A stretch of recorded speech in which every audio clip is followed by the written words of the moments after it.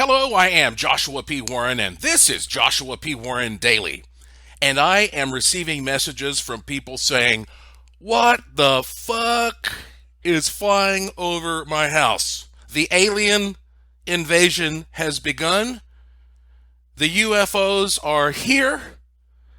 And this is coming to me from various parts of the world, on top of everything else." But listen, I have some very important information to share with you about this. What is happening? I'm going to explain what you are seeing. So you need to know this, and you need to tell other people about this as well. I will explain in just a minute, okay? But first, right off the top here, I want to point out that if you follow me on social media through like Twitter at Joshua P. Warren, or my Facebook page, or you're a subscriber to my free e-newsletter, today I posted an interview of me being interviewed by the great Justin Perry. Do you know who Justin Perry is? He owns the world's largest YouTube channel, the big one, the biggest YouTube channel about self-help, self-transformation. It's got 1.52 million subscribers, and it's called You Are Creators. Don't you love that name? Already you're like, oh, okay. He gets it. What a great name. You Are Creators. Justin lives in Florida. He is an extremely accomplished guy, and he contacted me and said that he wanted to interview me, especially about the wishing machine and how it relates to the nature of reality and the holographic universe and all that stuff. And I said, oh, yeah, this would be great. And we started corresponding, and boy, did we hit it off, just like, two kindred old souls. I mean, I really do think highly of him, and he gets it. So if you don't know about You Are Creators on YouTube, you should go check it out for sure. And one thing that also I'll point out about this is, people interview me all the time, but I come from the days of traditional radio where I just like it to be all about the voice. I don't usually sit there with the webcam turned on so that you can see me. I prefer to make it an audio experience. I like to be able to, sit there naked if I want to. Not that I really do that. But, it's like, yeah, I don't like people necessarily being able to see everything. I think it's distracting. But for him, he wanted to do this like a TV show, so I said, okay, for you, I'll do it. So he interviewed me for 45 minutes, and it's a great, fast-paced interview where we cover all kinds of fascinating stuff. And so it's just like a TV show. You see me sitting here at my house in Las Vegas, and then you see him there in Florida, and and it's like a 45-minute TV show conversation. And so you go watch that, okay? It's like I say, it's on YouTube. It's free. You'll find it through my social media. It's easy to find, or just go to the You Are Creators channel. It's called Down the Rabbit Hole, and then that particular episode is something like suppressed technology. And if you watch that whole thing, you'll find out how you can get a discount right now.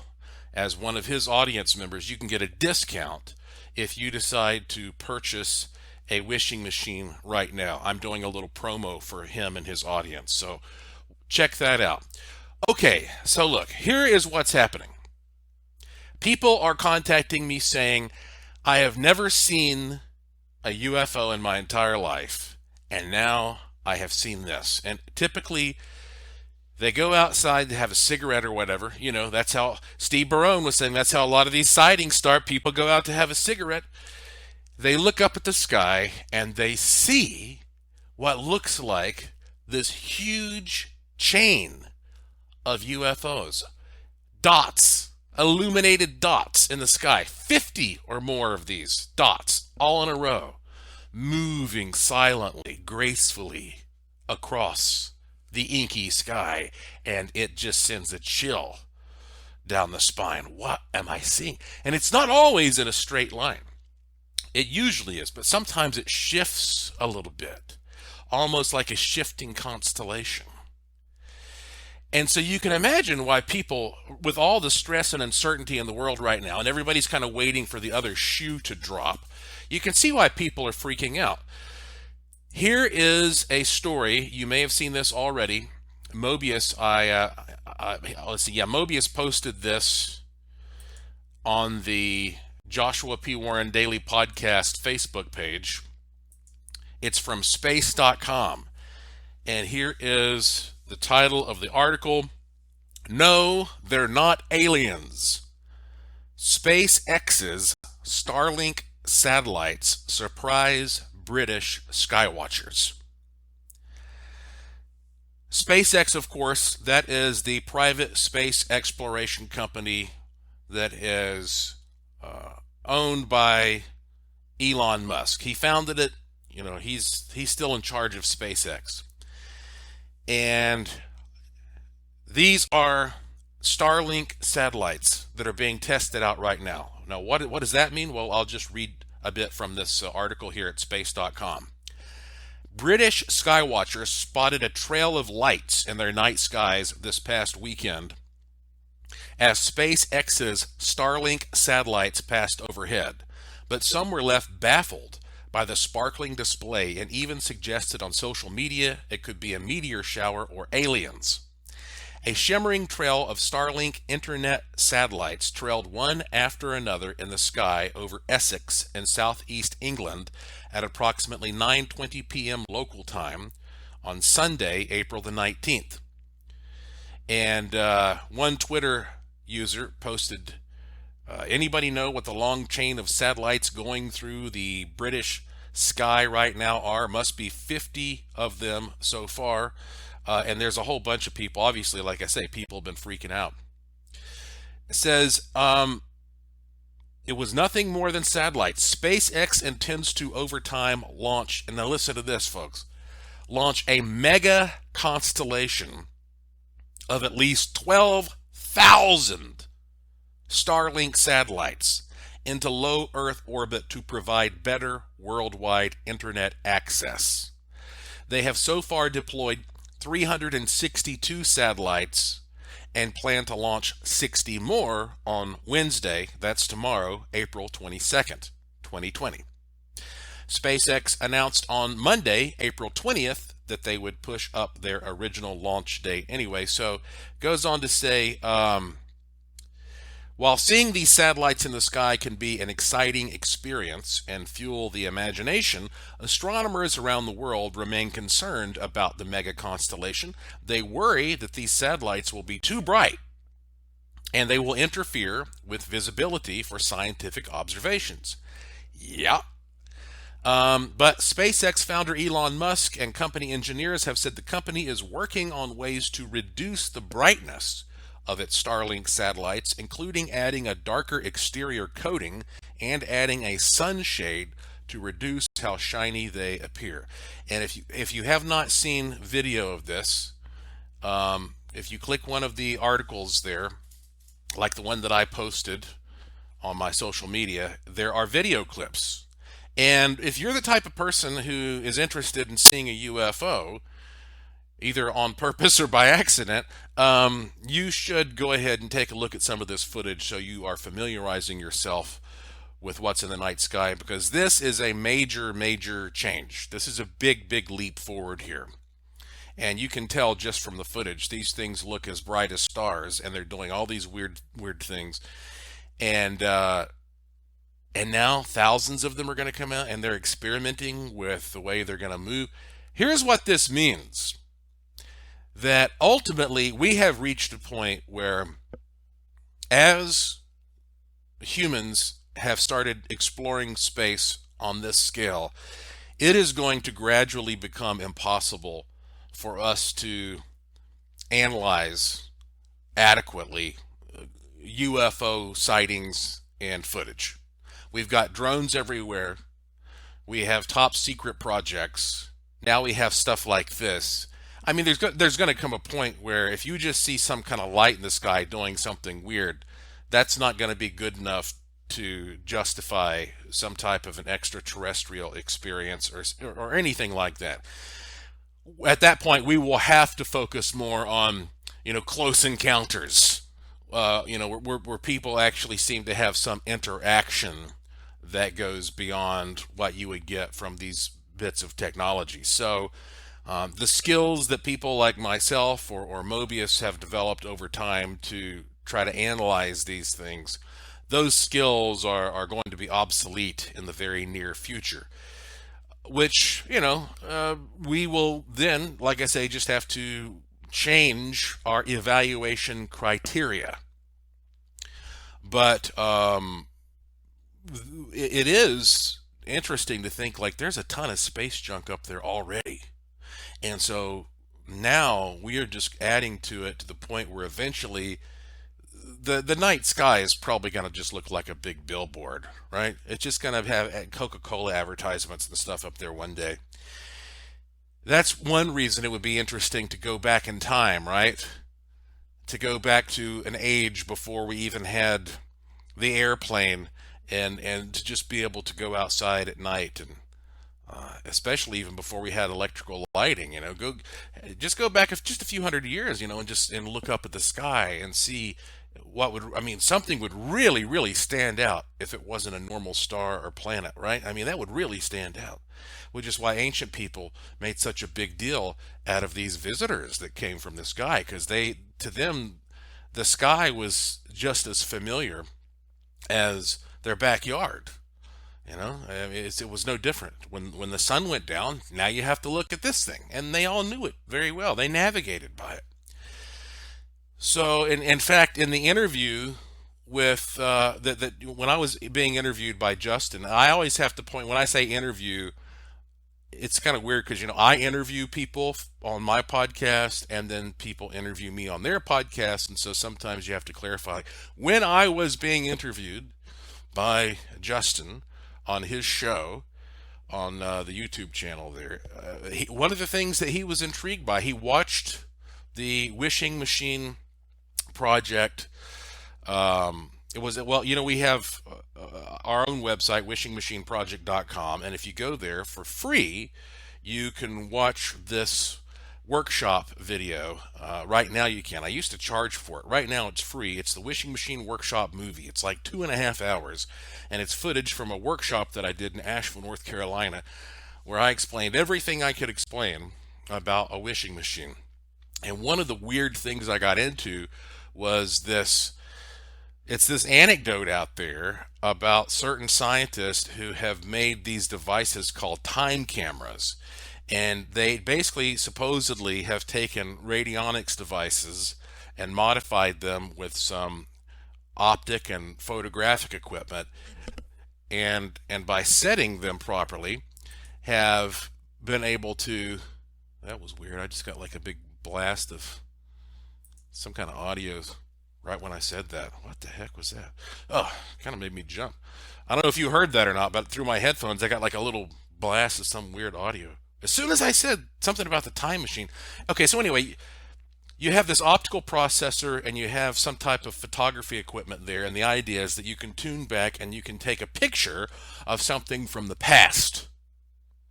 And I'm talking about going all the way back to, well, like supposedly, and again, this is anecdotal. I've never seen such a device. But the guy who supposedly pioneered this was able to go back and take a picture of his own wedding, which apparently occurred before there were cameras or something like that. It's one of the weirdest things attached to the whole radionics issue. And so we got into that. He asked me about that a little bit. And whenever I think about going back in time, I always think about how much better we would understand the relationship between ourselves and UFOs and aliens and all that if we were able to sort of look up into the stars. And, something else I wanted to mention about Justin interviewing me was because we're giving people this discount who watch the video.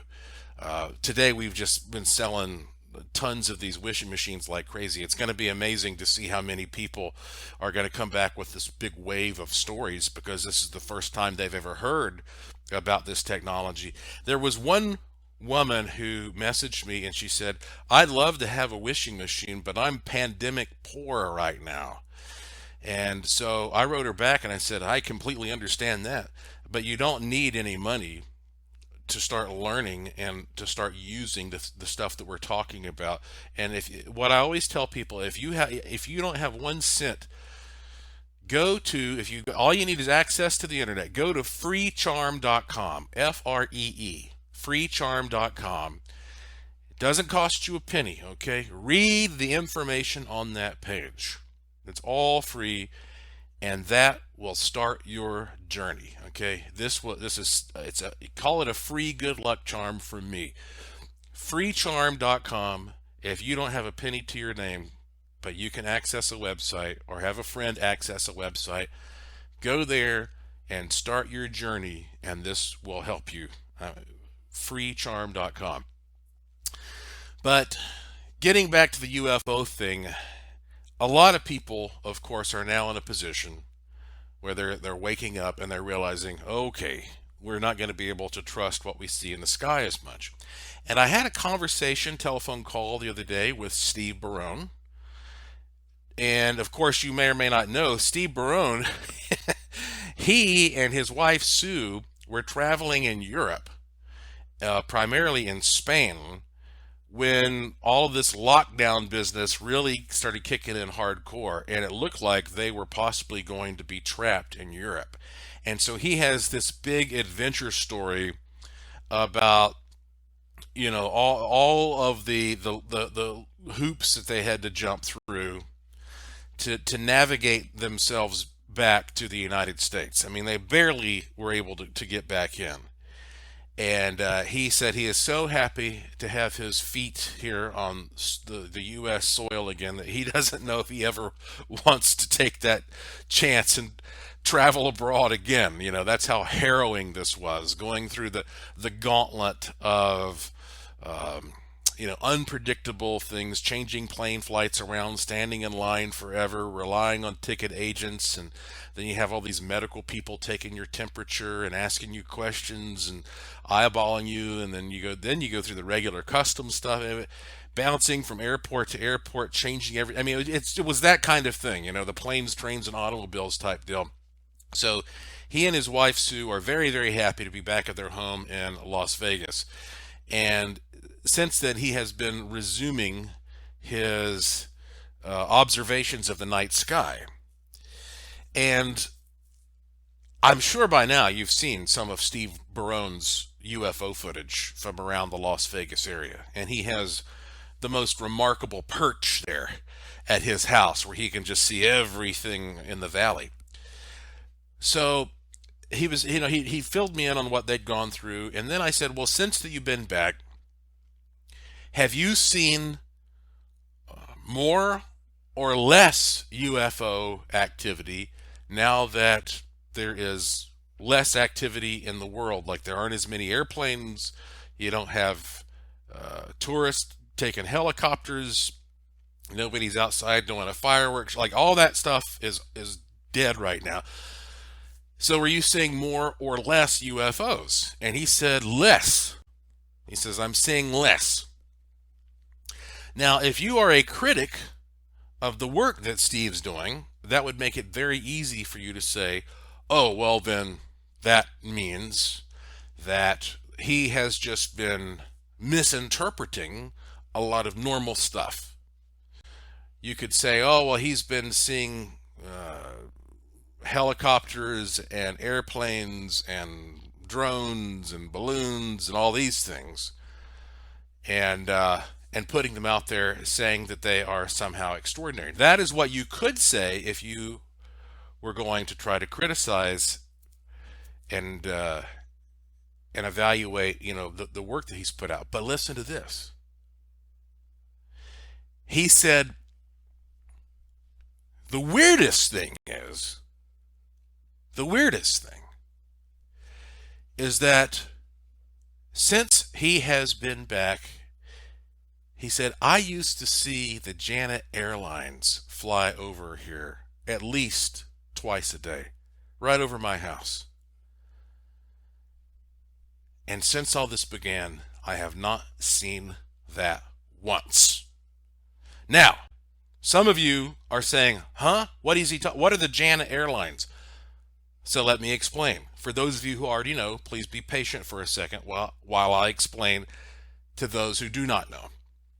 So here in Las Vegas, we have the big airport. It's called the McCarran International Airport. And there is a whole section of the airport that is top secret secured. And every morning, usually over 1,000 people, they go to that special top secret terminal known as the Janet Terminal, Janet. And they get on airplanes that are white with a red stripe down the side. That's the only way that you can identify these planes. There are no numbers, no names. It's just a white plane with a red stripe.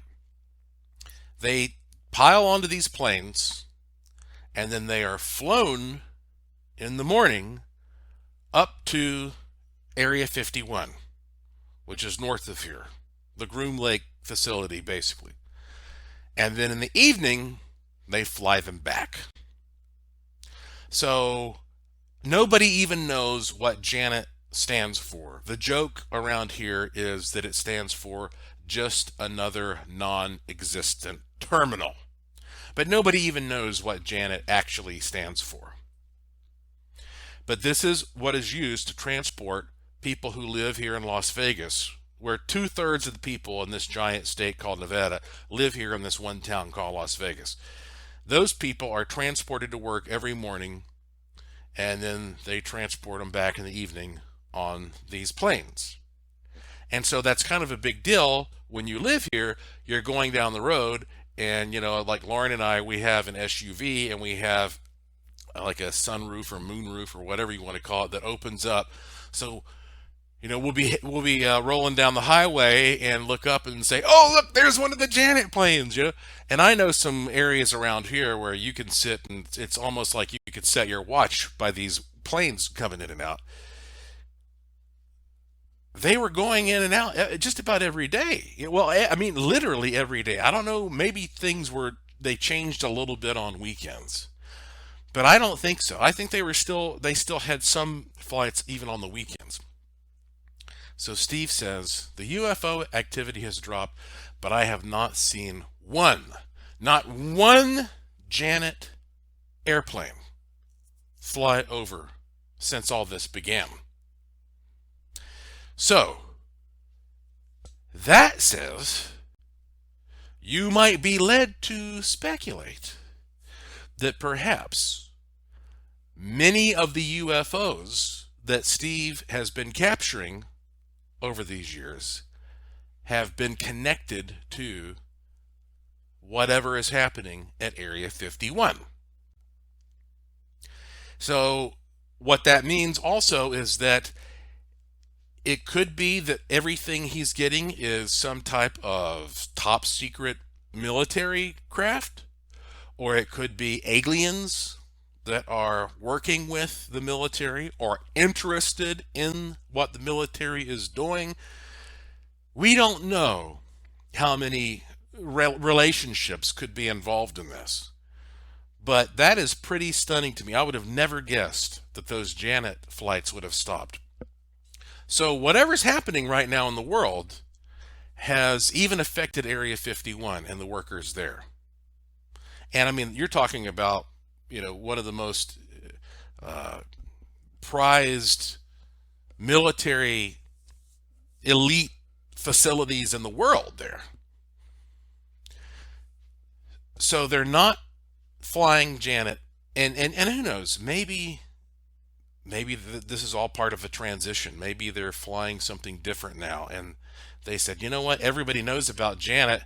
It's gotten too damned famous thanks to assholes out there like Joshua Warren and Steve Barone and Jimmy Church. So maybe they say, we're going to switch to a different thing now. I don't know. But regardless, there's been, for now, none of those combined with a drop in UFO sightings, even though we now have more clarity at night because there are less bullshit things sort of like, uh, distracting us as background noise. So I definitely think that what we can learn from this is that the UFOs that Steve Barone has been capturing are probably very, very clearly related to what's happening in and around Area 51. So that's interesting, isn't it? On a side note, another one of my friends, I think of it, as I think of it as a community. One of our friends, Mr. Corby Waste. You've heard me talk about him a lot. He is an artist at NASA's Jet Propulsion Laboratory. The same time Steve and Sue were trapped, so to speak, in Spain, Corby was trapped in Egypt. He was taking an Egyptian tour, and a hell of a great tour. I mean, just sensational, but bad timing. So he ended up where they had to close down a lot of the stuff he was planned to be doing, and he had to go do backflips and barely made his way, all over. It's like zigzagging all over the Middle East and then Europe to finally make his way back home. He lives in Los Angeles. And I was going to, I tried to interview Corby while he was in Egypt to give us like a live field report from the Great Pyramids because he was staying right there where he could walk outside his hotel room, and from his hotel, I mean, there you have this glorious view of the pyramids. And I was trying to arrange an interview with him about that experience at the time, but it was going to be too complicated because it was sort of off the cuff, and he was stuck with this supposed tour schedule that was always changing, and there was limited connectivity, and then the coronavirus thing came in, and I mean, it just became a clusterfuck. And so basically I wasn't able to interview him about that while he was there, but now that he's back in LA and he's settled in, I plan to get Corby on this podcast to tell us about that experience and what it was like for him as a guy who has studied Mars. Corby has probably studied Mars more than anybody because he is an artist, and he has been asked to create these renditions based upon all the available information about the Mars landscape. And so people are always talking about pyramids on Mars and statues on Mars. And so he knows all about that stuff. So to get his perspective as a person who has gone there and been inside all the tombs and pyramids now just recently, it's going to be a really interesting comparison, don't you think? To see how he compares what we find here in Egypt to the possibility that there could be something on Mars that represents some ancient civilization or whatever. I mean, so I plan on getting him on here and interviewing him. But like I say, another one of those odd situations where I had two different friends, groups of friends, whatever, who were all abroad right when the shit hit the fan and had to go through this dramatic experience to work their way back. So I'll be bringing you, I'm sure soon, some really cool podcasts with more updates on that. So look, here's the other thing I wanted to talk to you about in this podcast, because I do know that now that some places have been on lockdown, so to speak, for over 30 days, or are certainly getting close to it. There are people out there who are like really starting to freak out, and because they've really run out of money, and the government says, "Oh, don't worry, we're gonna send you a check," and they're like, "Where is it? Where is this check I keep hearing about?" So I understand way better than these politicians do what it's like for them to just say, "Sorry, you can't work anymore, but we're gonna send you a check," and then you never get that check. By the time you get it, it's a hard thing to do to make it through this situation, especially if you have people depending on you, whoever they may be. Even if it's a spouse, or it's your parents or your grandparents or your children. I mean, who knows?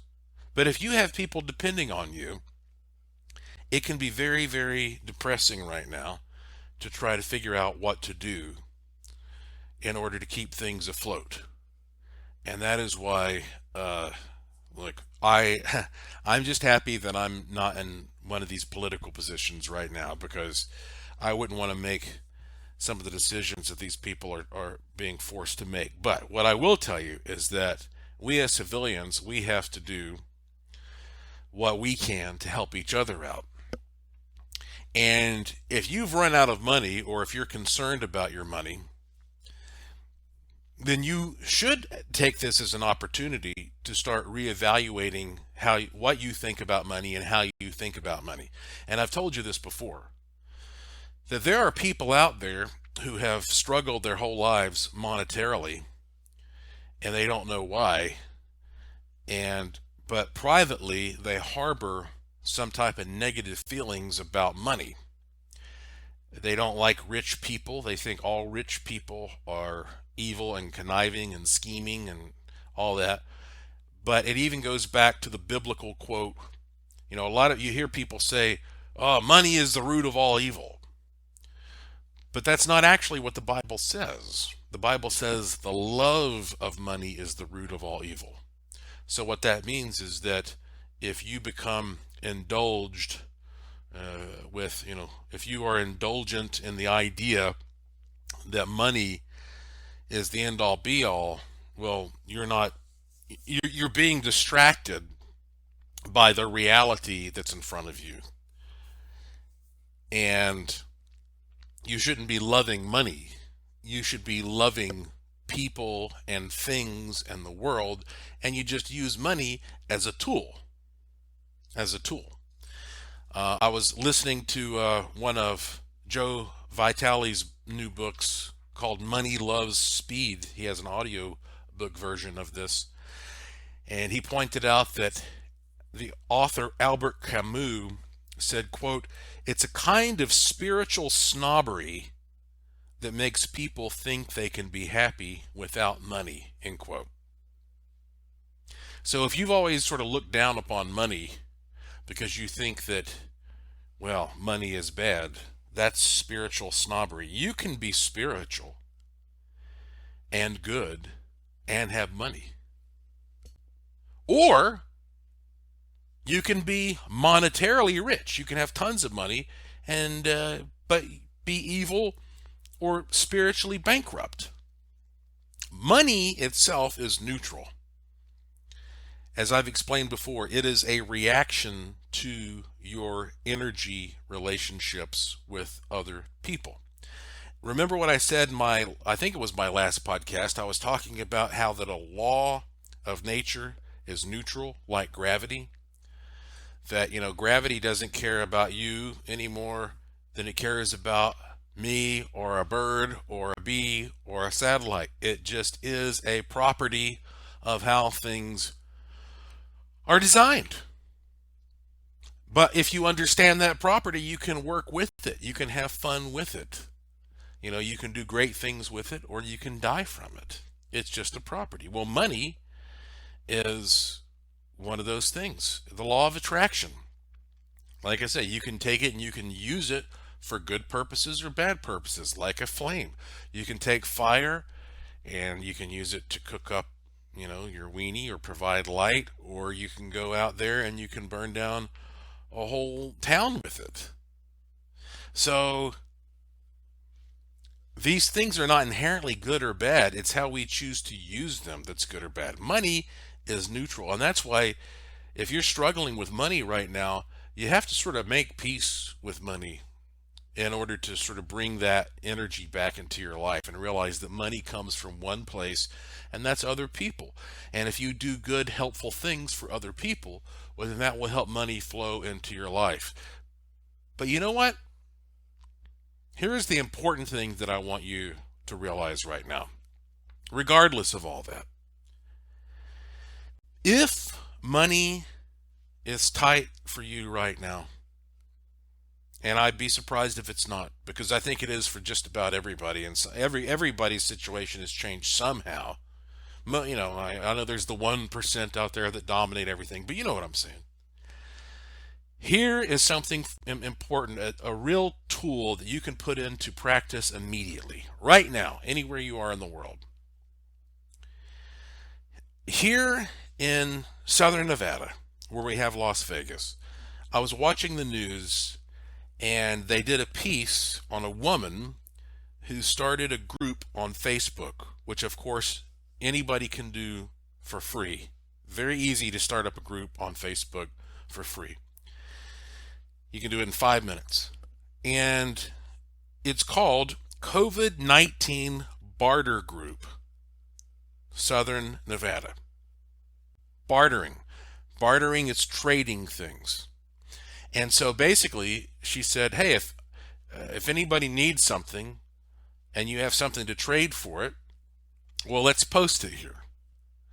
And this thing blew up, okay, like crazy, like overnight, thousands and thousands of members. So you'd have somebody who says, like, I need some baking flour, but I've got plenty of toilet paper. And somebody who says, I got plenty of baking flour I'm not going to use, but I need some toilet paper. All right? So now you're putting these people together. Somebody needs a mask. Could be anything. Somebody needs a bottle of liquor. Somebody needs a pack of cigarettes. I would have been in that situation a while back because I needed a special cord.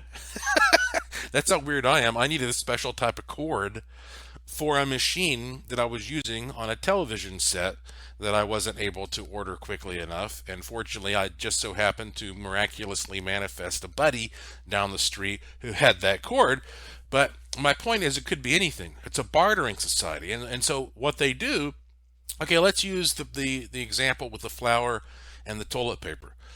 So if I need the flour, then I put out a basket or a crate or a bag or whatever on my front porch. That's what did I say? Okay, if I'm the person who has the flour, I put the flour out there on the porch.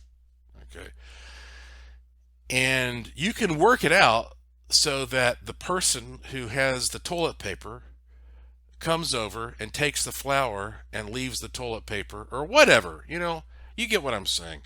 I'm just imagining scenarios, but you work it out. Like one person can be the one who says, I got a car or I got a bus route that comes by me and I'll come to your house, and all you do is you just leave the shit on your front porch. And so at some point in this, somebody takes the flour and leaves the toilet paper, or somebody takes the toilet paper and leaves the flour, right? It's that simple. And you can coordinate this on your own. Now, there are situations in which right now they're saying, well, if you want to sell something, that's okay, but we dissuade you from doing that. And I think that also that's a good idea to do as much bartering as possible, because once money gets brought into the picture, now you have little tax situations that might need to be dealt with and all that. You're better off if it's just a straight up swap. So you might already have something like this in your neighborhood. If not, you should start it in your neighborhood. Like I say, create a Facebook page for free, just takes a few minutes, or something similar, some other social media, and say it's a swapping website where we all help each other out with whatever we need. One person might be like, look, I'll come mow your yard. If you'll give me a frozen dinner that I can heat up in my microwave. It could be anything. It could be anything, as long as it doesn't violate any of the social distancing stuff. But I think this is a great, great time for us to get back into bartering, and it reminds you of what your physical needs are, so that it's not always just about hitting buy on Amazon or some other website, and you pay money and suddenly your bank account gets lower and lower and lower, and then you sit around all day and hope that your thing shows up. No, these are two real people in the same community who can work together, who both have the physical items the other person needs. And when you do the switcheroo, you can sanitize them however you want to, the objects, the items, but you can get it immediate now, and you're helping out your community.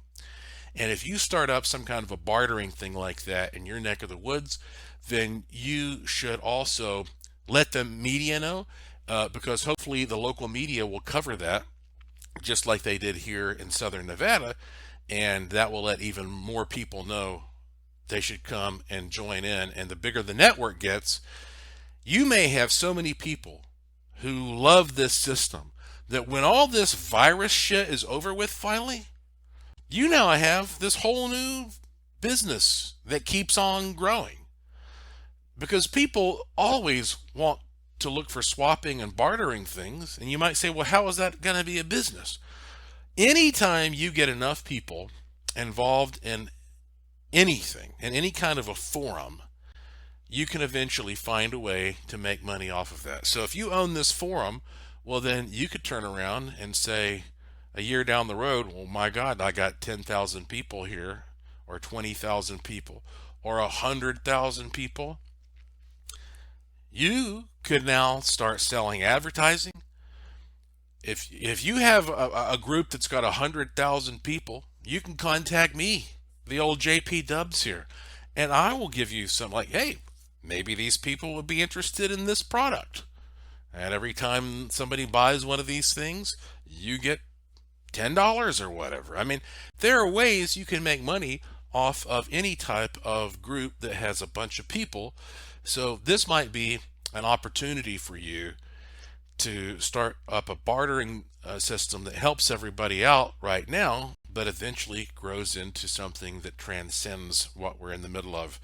And I won't go into all this right now, but I have talked about this concept before, because I have unfortunately, I've met many homeless people throughout my life.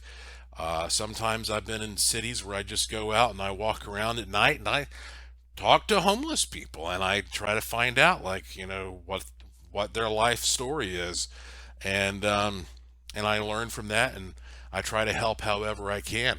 And so I've had ideas. I think I had an idea for something called Fishing Pole, where it's basically like a terminal that you could put at every McDonald's, and all it does is access one website. And it's the website where you go there, and this is essentially what you do. You say, here's what I can give. I can mow grass, or I know how to paint houses, or I know how to play a fiddle, or whatever it is. And what I need is a place to crash. I need 3 meals. And somebody says, well, I got an old barn here that you can sleep in, and I can bring you some food to eat if you'll play the fiddle at our family reunion. You know what I'm saying? Like, just money doesn't always have to be the method of exchange. And so this is giving us good inspiration to connect to the intrinsic value of trading things versus always focusing on the dollar, as the intermediary of exchange. Right now, as I mentioned to you, I've been really busy. Like, most people are sitting around bored, twiddling their thumbs, and they're putting up live videos on Facebook of them doing stuff. I've been busy as hell, but I have set aside some time throughout all this to learn how to ferment really good wine at home. And my first batch turned out shitty, but I realized what I did wrong. So now I'm working on my second batch, and it's looking good. It's looking good. Now, do I need to do that? Do I need to go out? I got plenty of wine here at my house. There's no wine shortage. I can go to the store and buy wine. But this is just something that I've always thought was interesting. It's like adult chemistry class. Find something while you're at home that you can do on your own. And you know what? One day, this may save me some money. I might get to the point where I say, I like making my own wine better than going to the store. I can go to the store and spend $15 for a bottle of wine, or I can make a bottle of wine that I like even better here for $1. you have to think about using this as an opportunity to sort of learn new things and maybe do something that you just thought you didn't have the time to do. And then, so that's what I do when I have a little extra time. I've been learning about creating wine. Maybe someday I'll have my own wine label and I'll say, I owe it all to that pandemic. It gave me the time to sit down. I actually started one time creating my own wine label. I read the book Dracula, and it starts out by talking about Jonathan Harker drinking this like fine white wine from this particular region of Transylvania. And so when I was in Transylvania and Romania, I had some wine from that same region, some white wine, and loved it. And so I think it was called Jidve. And so I tried to work out a deal to export wine from there to here that I could call Transylvania Vine. Get it? Vine, Transylvania Vine. That was my big idea. This is the wine that Jonathan Harker talked. Bringing it out at Halloween would have been a huge hit. But they didn't want to export wine from that region for some reason. You can't find it. For some reason they do not want to export that wine. If anybody listening out there can figure out a way to export Jidve wine so that we can import it here in the US, well, get in touch with me, because we might be able to start up the Transylvania Vine Company anyway. And I also have, here's the kicker, I have another idea for something really special you could do with that wine so that it would become irresistible. People would be like, I have to buy this wine. Even if I don't drink it, I gotta buy it. I'm telling you, it's a genius idea. I'm not gonna give away all my ideas here. But if you're in the business of importing Jidve wine, white wine, from Transylvania, well, you let me know, and we'll do some business. But you see, problem occurs, and like this virus situation, problem occurs. What do? You start getting creative. You think of solutions. You think of ways you could turn something bad into an opportunity for something good. But look, today the governor of Nevada, Sisolak, is doing a press conference. He's about to give this press conference in about 10 minutes actually, in which he is going to reveal for the first time the reopening plan for the state of Nevada, which is going to impact my event coming up next month. Because right now, as you know, Finding Your Magic 2 is still on track for the weekend of May 29th.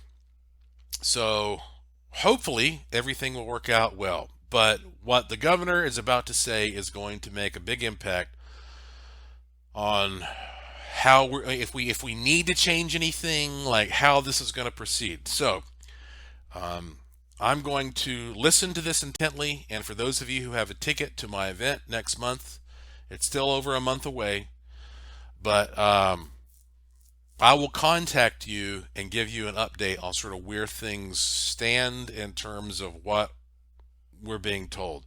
And, we'll sort of discuss any adjustments or changes or options or whatever. So that information is going to be coming to you very, very soon.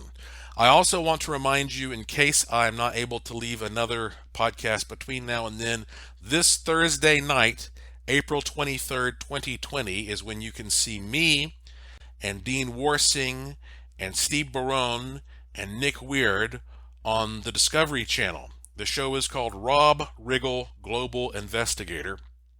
And I think I may have said 10 p.m. It's actually going to be 11 p.m. here in the U.S. You got to check your local listings. I'm not sure if this is going to be airing in other countries, but because there are so many different options and variables there. But this Thursday, April 23rd, 2020 at 11 p.m. 11 p.m. I know that's a weird time for a new show to air, but that's when it's going to. Everything is weird right now, so that shouldn't surprise you. 11 p.m. on the Discovery Channel, at least in the U.S. And mind you, this is the season finale. It's going to be episode 6 of Rob Riggle, Global Investigator, and episode 6 is called Really Close Encounters. So they may be airing some episodes, some older episodes, before or after. So make sure that the one that you choose to set your DVR to, or the one you watch, is Thursday, April 23rd, 2020 at 11 p.m. on the Discovery Channel here in the U.S. at least. Episode 6 called Really Close Encounters, and it's about UFOs. And you'll see us there. And also, I'm going to give you a heads up. If I come across like a little bit of an asshole at times in this show, it's because that Rob Riggle is a comedian, and we would script certain scenes where they wanted me to sort of act that way for comedic value. So hopefully, who knows how I'll come across, but I just want you to know that sometimes we did that for comedic effect, good guy, bad guy kind of thing. And also, my understanding is, okay, people have been messaging me and saying, yeah, it's here. I got it recorded. It's set to record. Here on the west coast of the United States, it's on my, we have Cox cable here at my house, and it's showing that it's going to air at 11 p.m. that night. And then my mother and father live in North Carolina on the East Coast, and they have DirecTV, and it's showing up at 11 p.m.